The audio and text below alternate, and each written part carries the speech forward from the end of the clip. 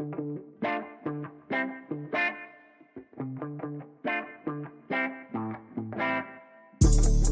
in again, everybody, to the Terry Bowden Show on Auburn Undercover. I'm your co-host, Ronnie Sanders, and today we're joined, as always, by former Auburn coach Terry Bowden, and we've got a special guest today, former Auburn and Ohio State coach Urban Meyer. Coach, good to be with you. Oh, former Gator coach. I was going. I heard that. That former Gator coach. I was actually I was at Florida before you, so I misspoke. There are people up north don't know the difference. People down south know the difference. No doubt. They do. They used to say when I was in Ohio. Of course, I coached at Akron in Ohio too, and knew a little bit about the Ohio State. It was Michigan there as much as anything. You know, north till you smell it, and west till you step on it. Kind of. Yeah. That's how they do it in Florida, down there in Florida, and in those kind of areas down there. But I'm glad, Urban. So glad you could come on with us. And you need no introduction. I think even to Southern fans like we have down here, your 3 national championships. And but when you come into the SEC like you did at Florida, you earn your respect in the SEC on the football field, which is what you have to do. But we lost a great football coach just recently in Lou Holtz, and I know you were close to Coach Holtz, and I'm glad you could come on. We wanted to talk a little bit about him and Bobby Bowden and some of the coaches that meant a lot to us. But Lou was not only a great coach, but a great spokesperson for the game of football and a great person off the field. But what were your first collection? Where was you? Where does it take you back to where you first knew Coach Holtz? Well, you mentioned Coach Bowden and Lou Holtz, and then I go back to Woody and Bo Schimbeck, where I know where Bobby, Coach Bowden and I used to talk about him all the time. And I actually got a letter that Coach Bowden sent me after our first national title, and it said you got a little bit of Bo and Woody in you, because he knew that those were kind of my childhood, heroes. So yeah. Lou Holtz hired me at Notre Dame in 1996. Obviously, I knew who he was. I'm Irish Catholic. I was a Notre Dame fan my entire life, and it was a dream come true to get that phone call. I was at Colorado State, Fort Collins, Colorado, when I got the call. And I remember joking around. I said, "Your husband's going to coach at Notre Dame." It just sounds kind of funny that, you work your whole life. You kind of dream of it, but you never really think, come on, what are you talking about? And I only got to work for him for a year, but our relationship actually got so much stronger even after I left. He was my guy. He was my mentor. He was the speed dial.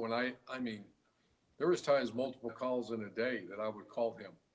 And he was a walking encyclopedia of how to handle situations and whether it be discipline, whether it be game management, he was so good at game prep, Terry, that we won the SEC championship in 2006. I wake up the next morning and we got 40 days and we're going to go play, ironically, Ohio State in a national title game. I have no idea what to do. Like zero. I don't know where to start. And of course, I made the call that day, and we probably had 25 phone calls those 30 days. And, he gave me so much great advice. But I love Coach Holtz. He's an incredible man, was an incredible man. There's a couple words that I think about with him. And one is compassion. And then the other, he just cares so deeply about, those old coaches were amazing how much they cared about their players. I mean, there was no NIL, and it was all about graduation and, getting to know the families. Like Bobby Bowden used to always talk about that, and Lou Holtz the same way, and make sure they get that degree, make sure they have a job after football. And I'm not saying that's gone, but now you're hearing about NIL all the time instead of making sure that young guy's got a job when he's done playing. So I worked for Coach Holtz, and I love him. Yeah, he made such an impact on so many people. My father and Lou became very close. In 1968, my dad was the offensive coordinator at West Virginia, and he went over to Ohio State. Just, like coaches did, they would go to other schools and learn football. And I think my dad's about 6 years older than Lou, but when he got there, Lou would drive him everywhere, take him everywhere, and Lou just made sure he was going to be around to coach to help, and was so helpful. And they became great friends that day. I know a lot has been said when Lou went on to become the head coach at William and Mary, and my dad, the head coach at West Virginia. They played, And there's that, and then my dad whipped them pretty good because West Virginia was a little bit better than William at that time. And they say that at the midfield after the game, Lou said, "Why did you beat us so bad?" And I think my dad, they had, you got to understand my dad's sense of humor. It says, "Lou, you got to get a few more Williams and not so many Marys on that team." I actually heard that story. I heard that story from him. Yeah. Well, and it's funny because my dad has told us the story, but I'm not sure that's, Lou was one of the great storytellers that you met. Both of those coaches, I think, were probably great storytellers. But my dad said, well, when I grabbed him out there, I said, "Lou, it's not my job to keep the score down. It's your job to keep the score down," which was done in a humorous way to that extent. But Lou was a bit of an enigma, though, when you think about those who didn't coach for him. Not a big guy, a little guy. From Follinsby, West Virginia, many people, East Liverpool, right across the river there. I grew up in Morgantown, not too far from there, and he had that list, but he was unbelievable. His communication skills, I guess, were the things that just stuck out to me because he was unbelievable speaker and motivator, as well as a football coach. And he was tough. He was cut out of that Woody Hayes mold, and Mm-hmm. I mean, we lost him a week ago, and I'm still horrified of the guy. That's how tough he was. And, you were never to be late to a meeting. He held you accountable if your guys didn't play well. The one common denominator that, I said this the other day, that when I think about the Woody and the Bo and the Coach Bowden and the Tom Osborne and Joe Paterno and just the legends of our time growing up, is that the one thing that I learned, and I used to share with my staff all the time, you're never allowed to blame a player. You were never allowed to say, "I told him that's what to do," or "that guy's not good enough." I would, it seems like, I would get these young coaches in my career as I was a head coach, and I would explain to them that, you say that twice and you're gone. We don't blame players around here. Yeah. That's why I pay you. You're the coach. Every action is either taught or allowed. So I just think about the Lou Holtz, that when that player, I was a receiver coach for him, special teams coach for him.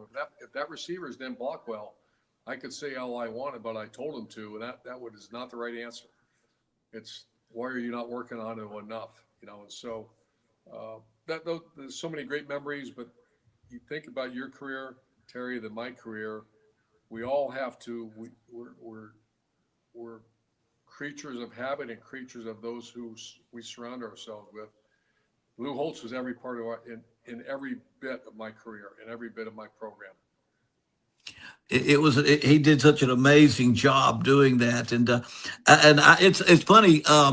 And what he was as good a speaker. I grew up with a father that was a coach, and I thought it was just as important to be able to public speak and to speak to groups if you're going to be a coach, you better be able to speak. And I probably copied my dad as much as anything, but I made money trying to copy Lou because Lou probably was as good a speaker. I still use 2 or 3 of his jokes, his stories in talks that I give today. But what a great, and I think of my dad as being kind of and most coaches, storytellers that talk about football. But he was a professional. He was a polished speaker as well as any I've ever heard in football. Even when you heard him like speaking to corporate groups and things like that too.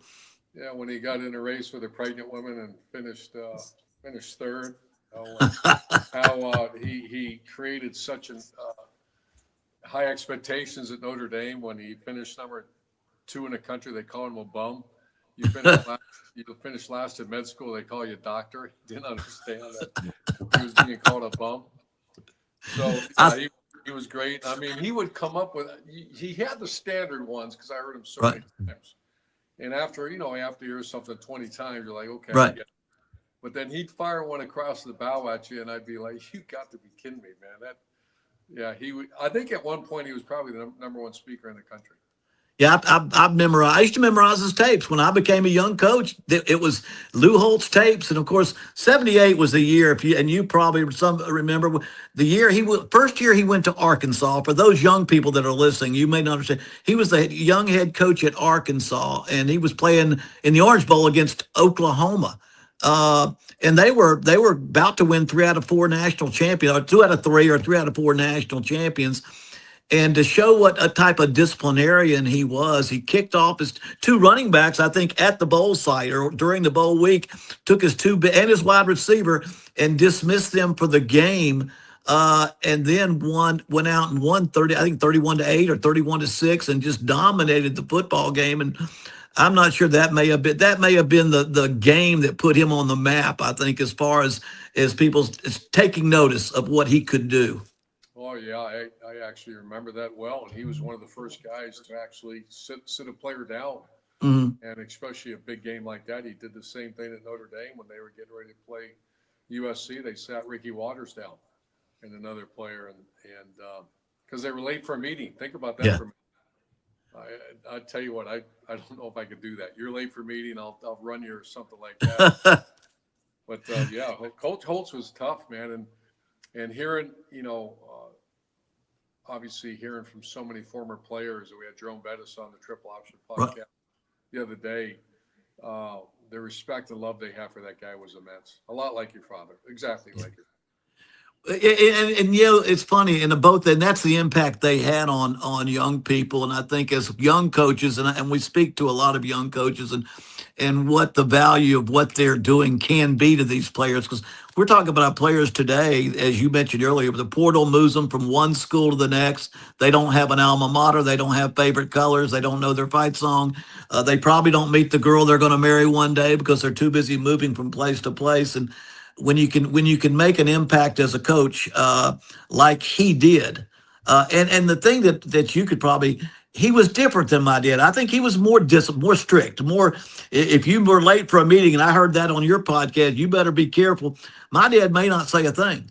Now he'd take you back in his office and say, "Son, we can't have you missing." He'd make you feel so bad, dadgummit, if you missed a meeting, and you'd feel so bad you never did it again. But both styles were their own style, and yet it worked and was successful because of I think the compassion part and caring part came in. When I first met Coach Bowden in 2005 on the Nike trip, we went undefeated in Utah, got hired at Florida. And I got the phone call to go to, Bermuda or, somewhere. Yeah. And I remember Joe Paterno comes walking up behind me and said, "Who's this Urban guy? Where's he at?" I said, "Coach, that's me." And he shook my hand and said hello. And the same thing, Bowden, like 2 minutes later, comes up. He goes, "Hey, who's this Meyer guy?" And I said, "Coach, that's me." And from that, I want to say I was on probably 12 or 13 or 14 of them, maybe 15 of them. But Coach Bowden and I became such good friends. Every year we played golf together, just 2 of us. Right. And I asked him, I said, I know we were supposed to hate each other with a big rivalry and all that. But I have so much respect for you. Can we go for, and so we sat in a golf cart together. And as he got older, it was only 9 holes, but we would play 18 holes of golf. And I can't tell you if I hit the ball or not, because it didn't matter. All I did is take notes. Has had incredible conversations with him, and we became dear friends. He was a great note writer too. I would get the nicest notes after every Nike trip, and then obviously your mom, bless her soul, she's incredible. I know she's you said you're moving her to Auburn, but Joe Paterno and Joe Paterno was the same way, Terry. I would get there, and it was almost like clockwork. We'd check in. I'd look down, and he'd always grab a glass of whiskey. He'd grab his a book that he never read, and he would go take his shirt off and sit by the pool, and he would hold court with the coach, with whoever had come by. And the first day, I'm always with him as well. So I was humbled by the advice and knowledge I received on those trips. People don't realize how much those trips meant to all of us. My days in the 90s, my brother Tommy in the 90s when he was at Clemson, when I was at Auburn. But it was almost like there was that one table, if you were lucky enough to sit with it. It usually had Bobby Bowden, Joe Paterno, Lavelle Edwards, and then I don't know if Jim Sweeney was still coaching when you got into there. He was finishing up. He was kind of the party of the group.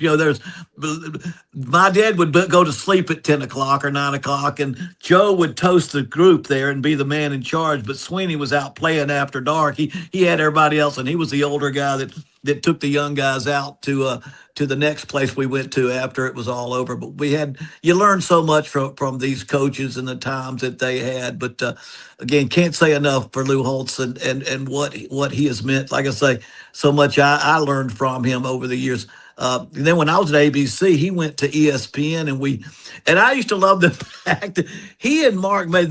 I think Mark May drove him crazier than anybody that ever drove, because Lou's an older guy that you have respect for, but that Mark, I tell you, I loved it because I think he drove Lou crazy sometimes up there when they were on the set at ESPN. You know what's amazing is Coach Holtz even told me this. He said later in his life, Yeah. people knew him as Coach Lou, or I think they called him Dr. Lou, right? Yeah. Or on the TV. Yeah, Doctor. Yeah. But they forgot he was the coach at Notre Dame and said, "Oh, there's the guy from ESPN." They're like, "Wait a minute, no." Coaches in the history of the game. Yeah, he sure was, but it has been great, and he was great for the game. But before we let you go, and again, appreciate you coming on and talk about Lou and I will say this: I've had 3 people on this show that have said, your dad when he was coaching, he wrote me a letter. I mean, we had a quarterback in 1983 at Auburn, a guy named Randy Campbell, who's had two first downs on the last drive to beat Florida State. He said, on Wednesday, I got a letter from your dad saying it's the greatest performance I've ever seen. He said, here's a picture. It's been on my wall all my life, this letter I got.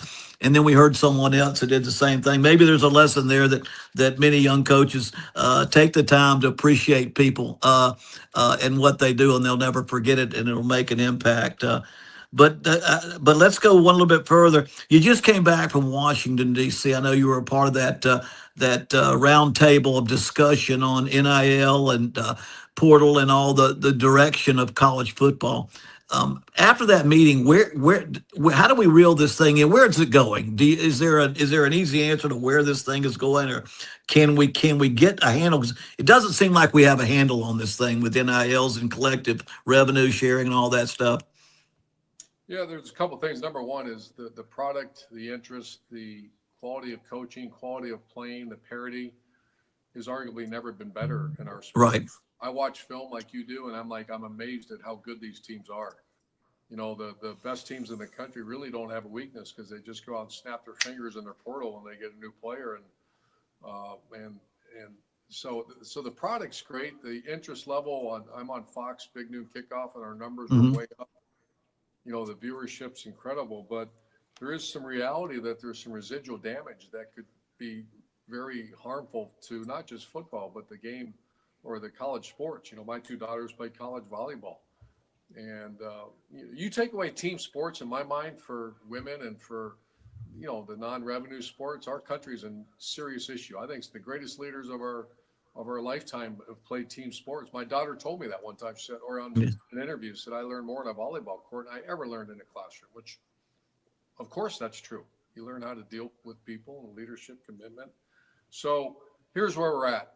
I think it's fairly simple. I think everyone is kind of in agreement that how this thing has to go. However, there's a major issue right now, Terry, and that's there's no enforcement arm of the sport. Right.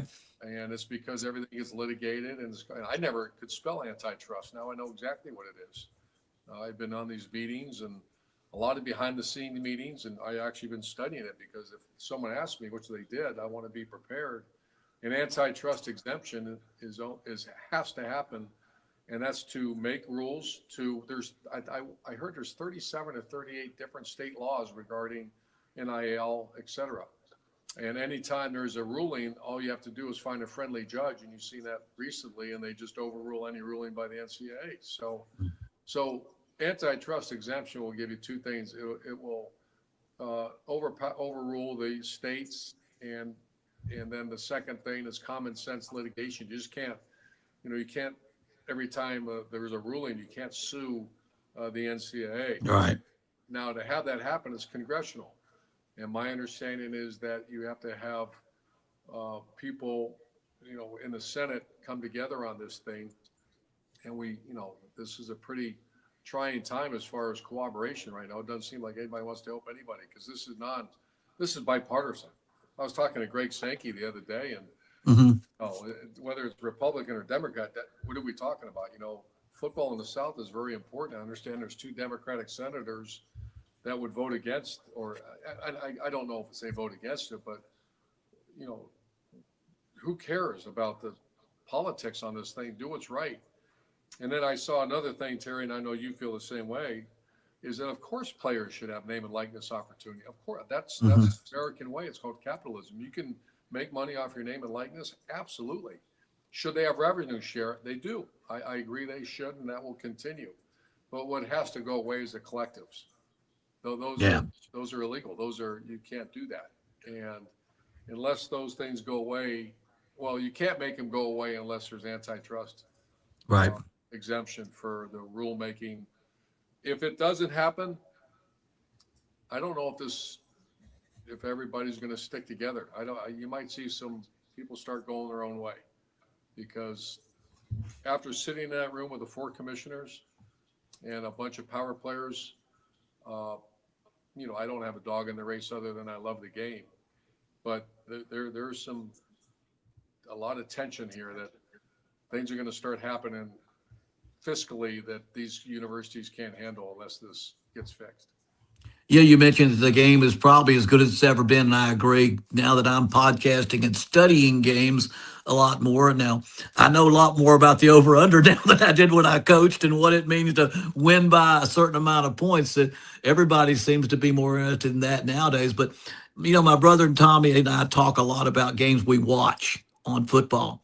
And I don't know if you agree. I think and NIL and getting the best players out of the portal and everything, but we really would say every week that when we watched Indiana, and you know Kurt Signetti, Tommy and I played for Kurt Signetti's dad. Frank Signetti was my dad's offensive coordinator at West Virginia. Then he was Tommy and I, our head coach, and he was as smart an offensive coach as anybody, Kurt's dad. But when we watched them play, I'm not so sure it's totally about the Jimmies and Joes. It's a lot about the X's and O's, because there wasn't a phase of their game that I didn't feel each week that I watched that they didn't dadgum out coach people at times with just better fundamental football.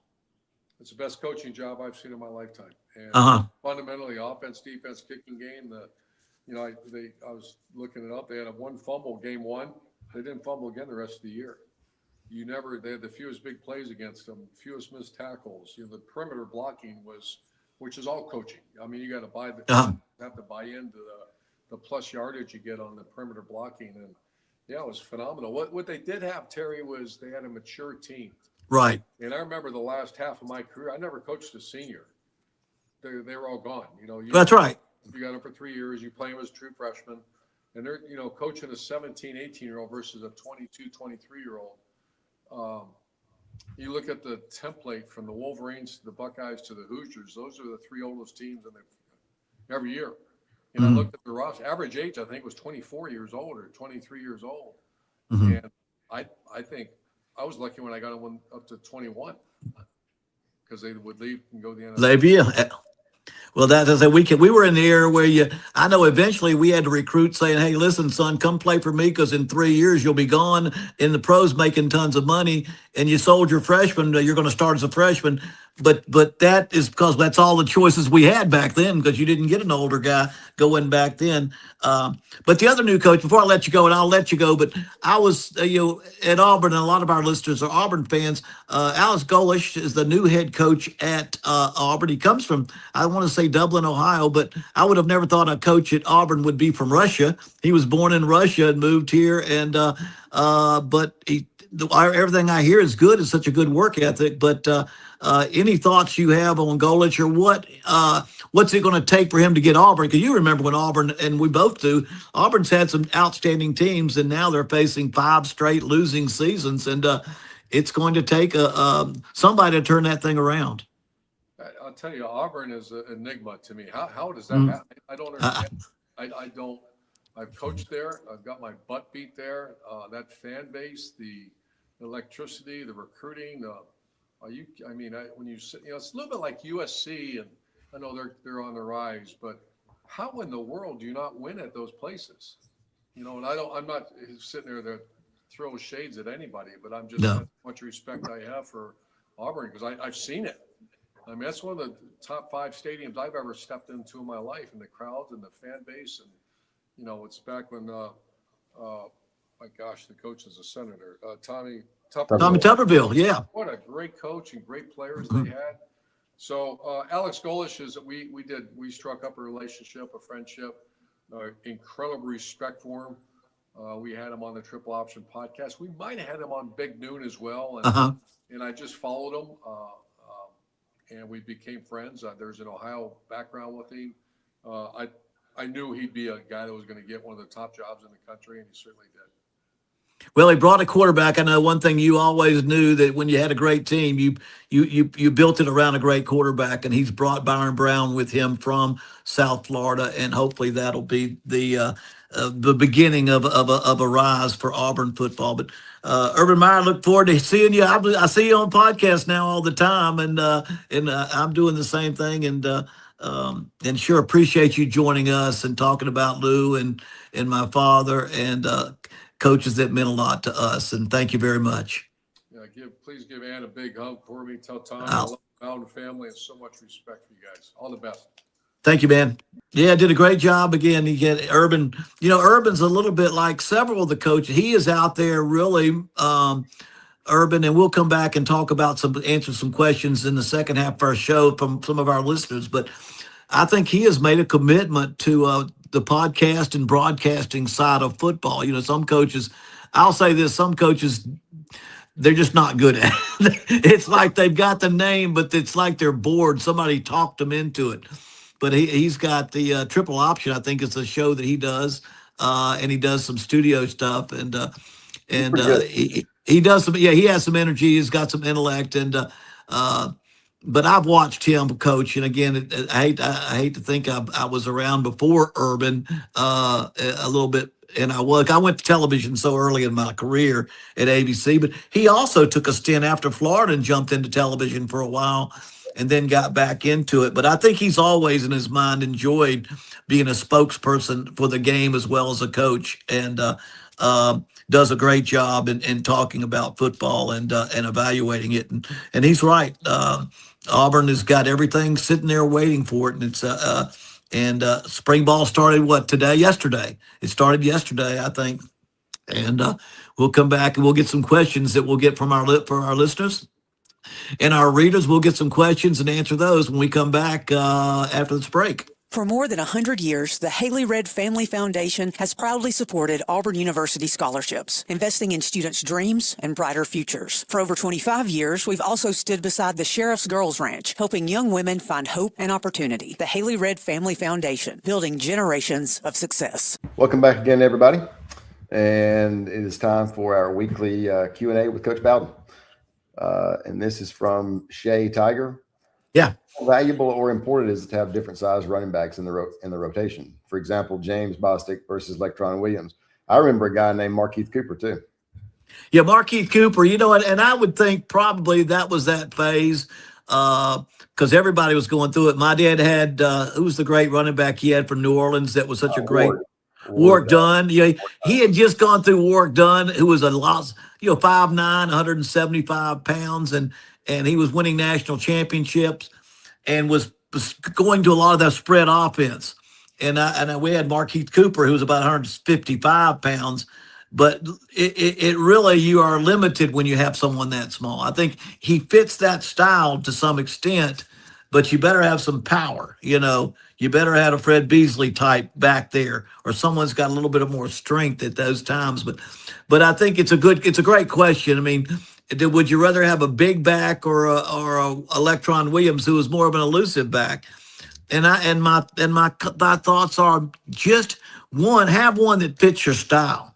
If you're a power team that runs from an I formation, even if you don't have a fullback, and you're running between the tackles or those type of plays, you better be able to run through linebackers and bounce off of linemen and take the punishment. Whereas if you're throwing flares out to them out of the backfield and you're getting them across on the boundary or on the edge, and you got a guy that can make people miss, and that fits your offensive style, that's good. But I think the old saying was, I'm not exactly sure what a great running back looks like, but when I see one, I know what I know what it looks like when I see it, And I think when you got one, they come in all different shapes and sizes. great back is a great back. You don't have to. All you got to do is look at history. Now, given if I'm in the SEC and I want to be able to go out there and play power football or strong physical football, you'd like to have some studs in that backfield, some guys. And unfortunately, Alabama's had probably more bigger backs lately, the ones they've had that have won the Heisman. But I think that's what we had my first few years at Auburn. And the guys that I think right now, as I look and see what happened, you'd like one like that. But look at the NFL and the history, because the greatest backs in the world, they're going to end up being great in the NFL. And when I look at the NFL, in my mind, the greatest back I ever saw play in the NFL was Barry Sanders. Now, I'm not going back to Jim Brown and Gale Sayers and some names that go way back. We have a hard time comparing times in different eras. But to me, Barry Sanders, who came out of Oklahoma State, was the most incredible NFL running back I ever saw. And you could probably put Walter Payton in that category, that type of back. Not very big, but incredibly elusive. And they would fake you out of your jock. That you would miss them completely trying to make a tackle. And many people have said that, and he only played about 10 years and he retired, if you remember, whereas Walter Payton made a heck of a career out of that with the Bears. But that was one type of great back. And I guarantee, I don't care where I'm at in college, if I got him, I'm going to be okay. But then you look at the all-time greatest rusher in NFL, Emmitt Smith. Emmitt Smith played at Florida. Many of y'all may remember, if you go back to the 90s, you may remember Emmitt Smith. But Emmitt Smith was not a great speed back. Now, he was about 225, 230. He was bigger, but he wasn't a huge Earl Campbell. But he was big. He was 225 and physical, and he wasn't real fast. They say he never broke a 4.6. He was a runner that in his pads, though, he could outrun everybody no matter where it was. He could outrun you. But he ran for 18,355 yards in the pros. He rushed that's 10.4 miles. He rushed in the pros. And he's the all-time leading rusher, and he was a different style of running back.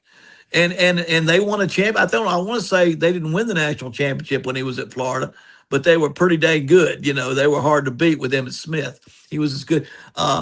But you know what I always say this about Emmitt Smith? He averaged 4.2 yards a carry, which means for 10.4 miles, he got knocked down every 4.2 yards. And the thing that he did, he got back up. And so maybe the one of the biggest things, you got to have a running back that gets back up, that gets knocked down and gets back up and keep on playing. But I'll say this, I don't think you can put a label on a style of back and say this is the kind. You want a great one. And they come in different shapes and sizes, and they're a little different. But whether you got one that's a Barry Sanders type, Walter Payton type, or a Emmitt Smith type, you got to have a good one, and I think that's important. What would I rather have? I'd rather have a little bigger back, about 225 in the SEC, because I want to punish people. I want to be able to punish people and take a punishment, and so I think that. And I loved. You remember he mentioned James Bostic, who followed.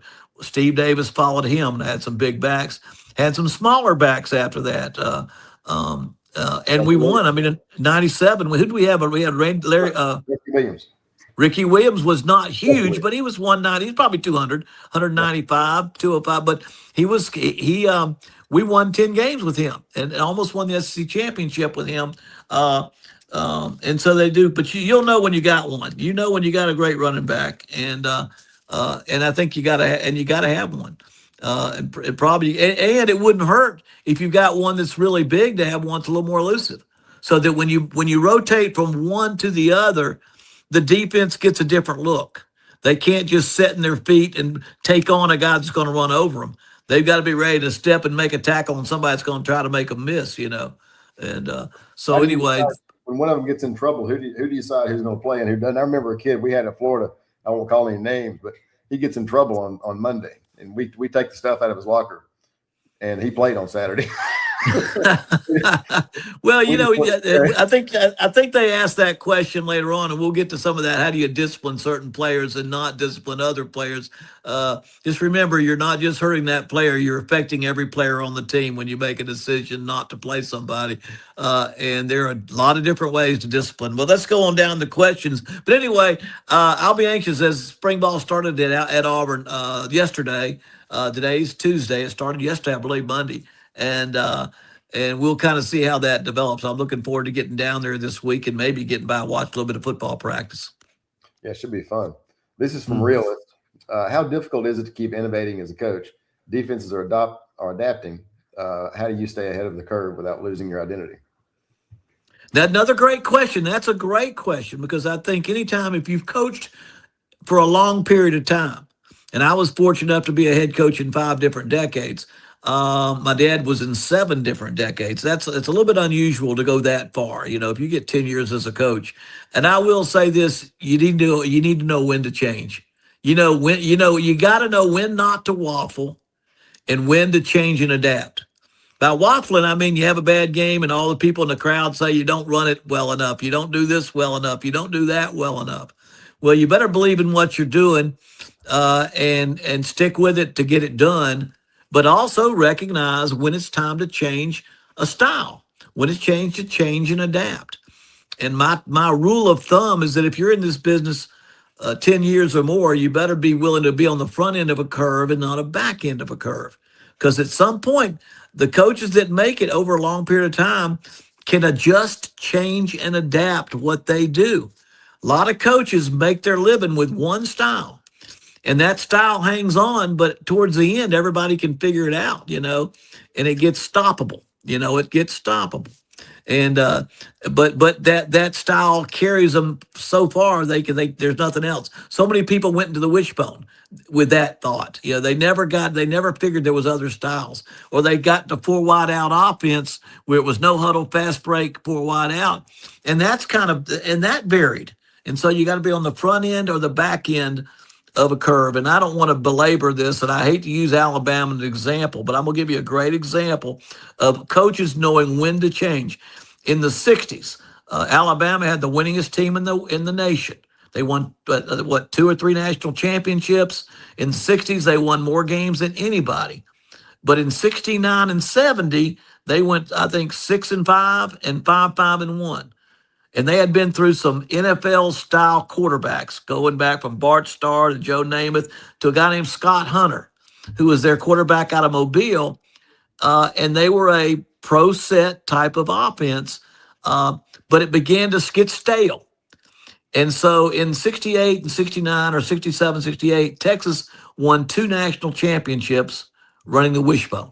They had a guy named Emory Ballard out of high school that put the wishbone offense in at Texas, and they went out and stomped everybody, won 2 national championships, and they became the talk of the country. Everybody wanted to do what Texas was doing. Well, Bear Bryant, he invited the Texas staff to Tuscaloosa in the summer to their coaching clinic, and quietly met with their staff.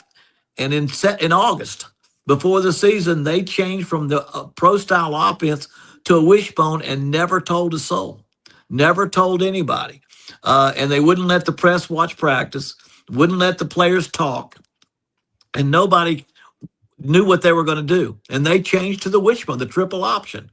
Had a Major Ogilvy was a running back they had, and I forget who the quarterback was, but they never told a soul, and they won. They opened up with Southern Cal, who had killed them the year before, 34-3 or something. And they beat Southern Cal to open up the season and go undefeated. And then they run the wishbone for the entire 70s, and they became the winningest team of the 1970s. And all I'm saying is you better know when to change and adapt. He knew when it was time. Here they were the winningest team in the 60s, and the head coach knew it was time to change, and they became the winningest team in the 70s. And of course, Auburn had to fight through all that with them, Of course, that was Suge Jordan era and then Barfield era that came through with all that. Then my dad in 1993, and I'll use him as an example, 87 to 2001, 14 straight years, he ended up in the top 4, won 10 or more games every year. Went from Deion Sanders and all that crew all the way to Peter Warwick and that crowd, all that, won championships and not. But right in the middle of that 14-year run, when they were winning 10 or more games and finishing up the top four in 1993, he decides he wants to go no huddle fast break offense. So he gets Charlie Ward. I got him. Charlie Ward puts him in a shotgun, gets rid of his big back. He gets a little old Peter Ward Dunn, little old running back that can run east and west and catch the ball and all that stuff like Barry Sanders. And he changes everything he was doing. And in 93, he went out and won the national championship, although we claim that one too. But he went out there in 93 with a completely different offense, won the national championship in 93, had the winningest team of the 90s, and won the national championship again in 99 when people began to catch up with it again. And so the point I'm trying to make is don't waffle when you're doing something about 4 games into the season. You'll always see these high school coaches or something. They'll see something on TV and all of a sudden they'll change everything they're doing right in the middle of the season. You're not going to be successful probably doing that. But at some point in time, you got to know when to change and adapt, especially if you're in the same conference, because those defensive coordinators don't get paid to lose. They get paid to win. And they're going to spend that. You think all those teams in the Big Ten, do you think all those defensive coordinators are going to be working on Illinois in the offseason or Northwestern? They're going to be working on Indiana. Every team in the Big Ten knows if we don't beat them, we ain't going to play for the championship. We got to find a way. And so that you have to learn to keep on the changing and adapting. And I think I mentioned this when we had the interview with Urban Meyer. The thing that's impressive about Curt Cignetti, he's not doing it with mirrors. He's not doing it with 5 and 4-star. He does have a lot of age and maturity on his football team, but they're coaching the kids up very, very well. They're doing a great job of coaching.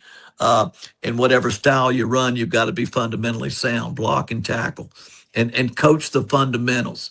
And unfortunately, a lot of these coaches nowadays were raised on fast break football. No, in practice, don't repeat a play. Just go fast, and you don't get a chance to correct things and to be perfect in things that you do. And I think sometimes we got to make sure we go back and be fundamentally sound in how we carry the football, how we wrap up with the tackle, how we double team block, all those little things that take slowing practice down a little bit to make sure you can coach those things a little bit better.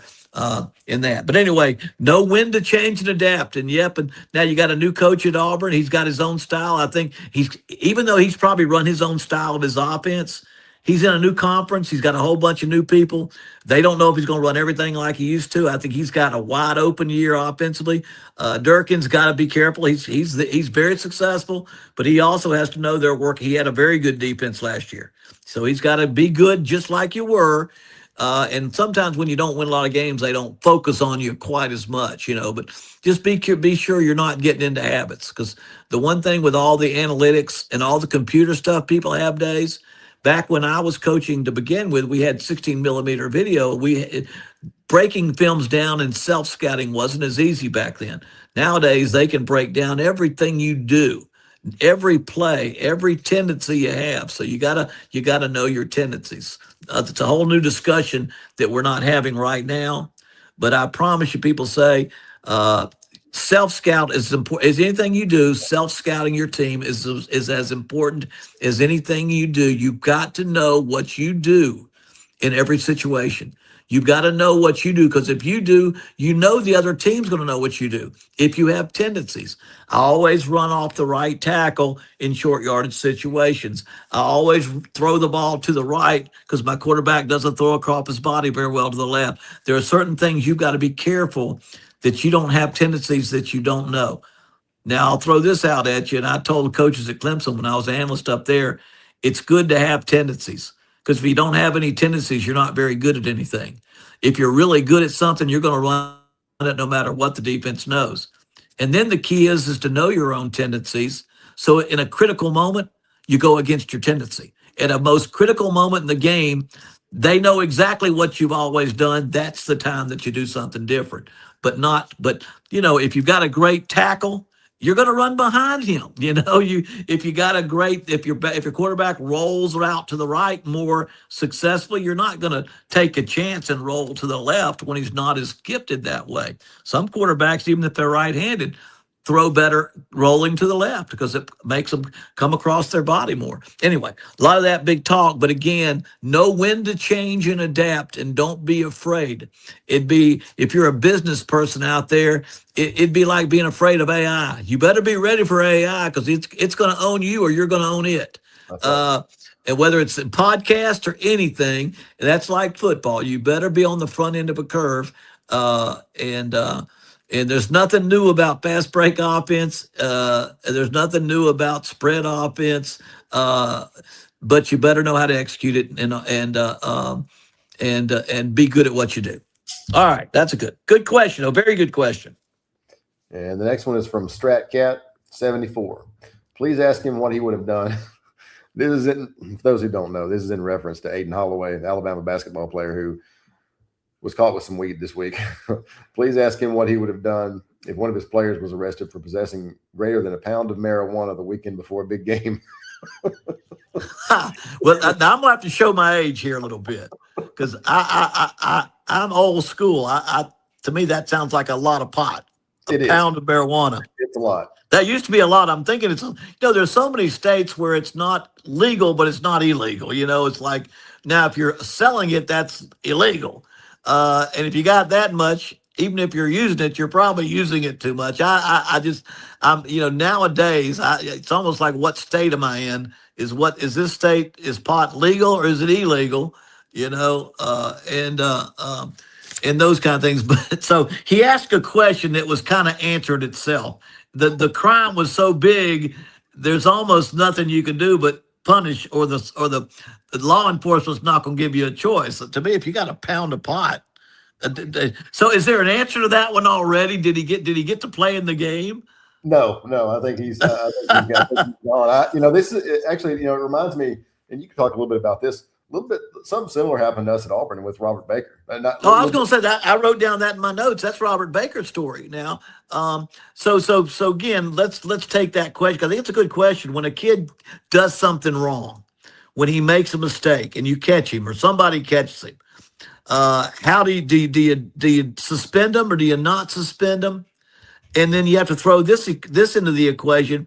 If the police catch him or if somebody else is aware of it, now everybody's going to know what your punishment is. If it's public, if a kid gets in trouble and it's private, you may punish him in your own private way. He may run till he drops. You may run him every morning for a week, but play him in the game. If you felt like it would hurt the team by not playing him, or it was if you think you can teach him a lesson, you can get to him. You're going to punish him the way you think is fair. I don't think you can be rigid. I think you've got to be a little bit flexible in the way one situation is not always the same as another. And some people are less,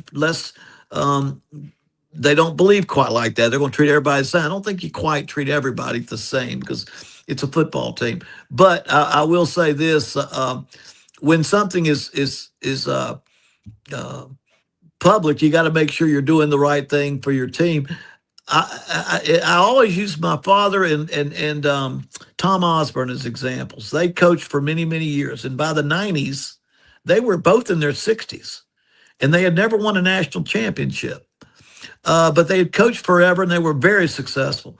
But in the 90s, they won 5 national championships between them, Nebraska and Florida State. And they were thought of as guys that were too lenient. A guy would get in trouble, and they would say, you know what, if I kick him, and I can tell you what my dad would say, and I'm sure Tom Osborne, gosh, if I kick him off, where's he? I mean, he has nothing left in life. This kid's, it's over for him. His future is over. His life is over. He's got nothing at home. I don't care what those people say. I'm going to do what I think's right. I don't care. I know the press and most fans love it when you kick a kid off. Oh, they've got great discipline. Well, that kid's life may be ruined.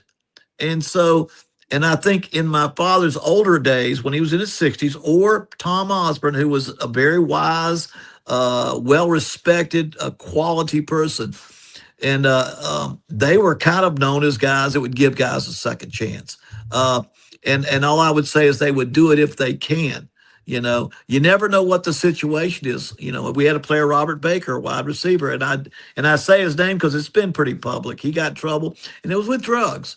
And I don't know whether, you don't ever know the total truth. And it's been a long time. So goes back things. But if any of y'all have ever seen the video on podcast of the Bulldog of Uga biting one of our receivers when he catches the ball in the end zone, that was Robert Baker. That was the one that got bitten by Uga. That's still on. If you go back to the internet, you'll see it on the internet on YouTube.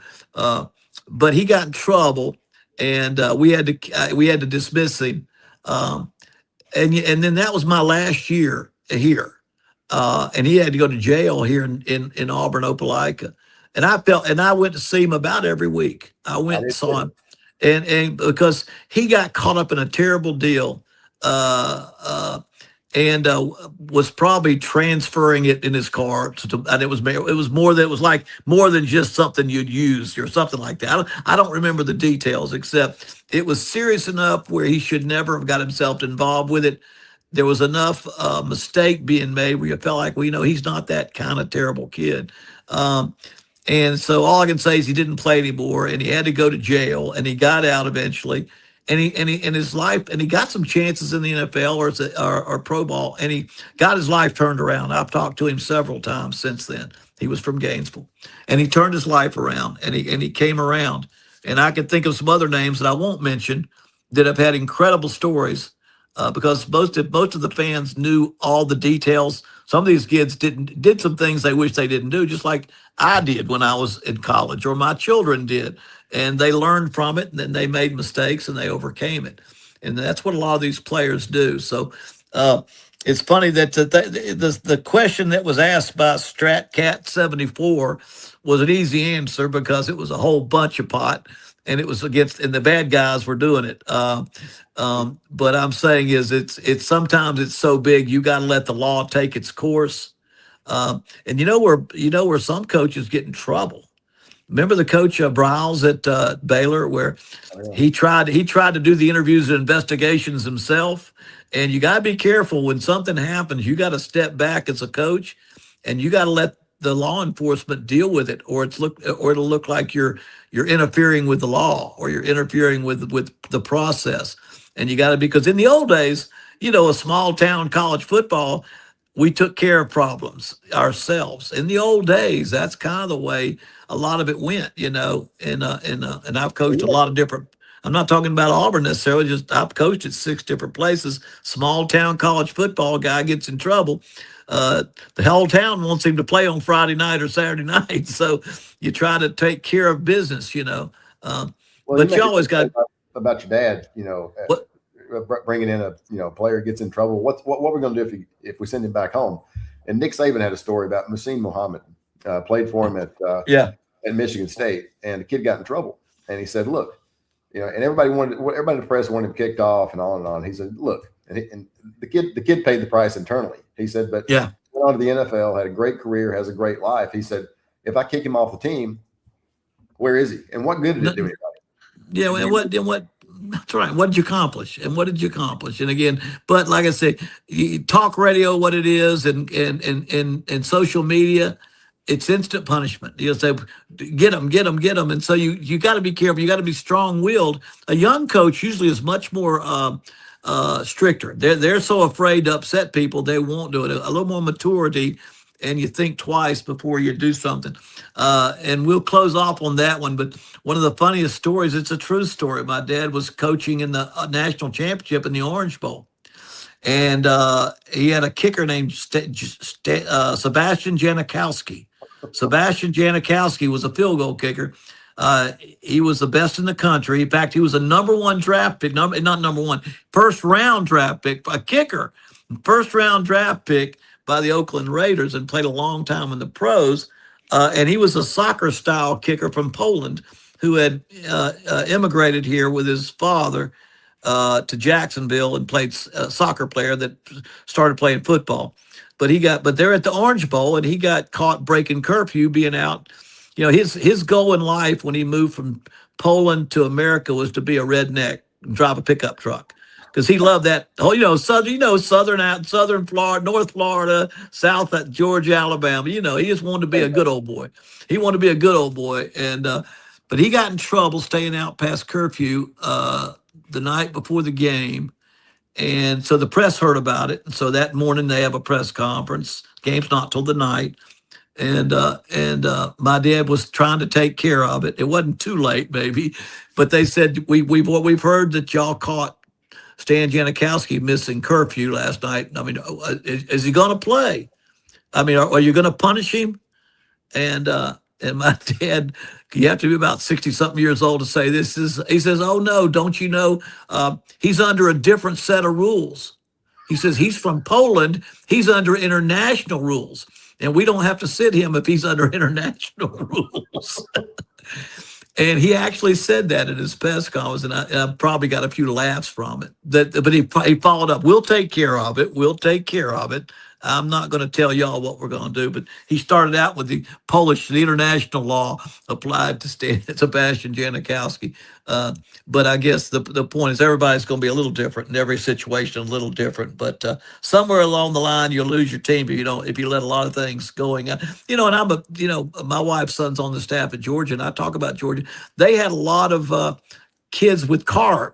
If you know, in the last 2 or 3 years, it seems like everybody is a speeding ticket or reckless driving. They've had a lot, and they know it. And I'm thinking, you know what? They have to handle the best they can, and they are. I said, but they don't want it to happen. But they've got to deal with it, and as a team and as a head coaches, and they've got to do it the best they can. But after a while, you got to be careful because it hurts the reputation of your football team. But I know they've dealt with that, and it seems to be it started out with a very bad accident, I believe, a very serious accident. Somebody got killed and things like that. But anyway, I think every coach has to be true to his team, true to himself, and to what he believes, and do a best job he can of trying to do what's best for the team, and the team first, player second. And I think that's probably it in that order. All right, that sounds good. Any other questions? We get them all? Before we wrap up, let's talk about our sponsor. Oh, yeah, we always got to thank Tom Haley and the Haley Red Family Foundation, who sponsors our show.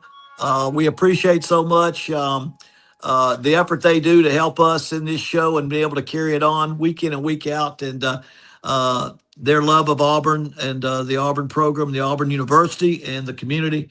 Tom Haley, we thank him, Haley Red Family Foundation, who gives so much of their money and availability to Auburn, to the University of Auburn.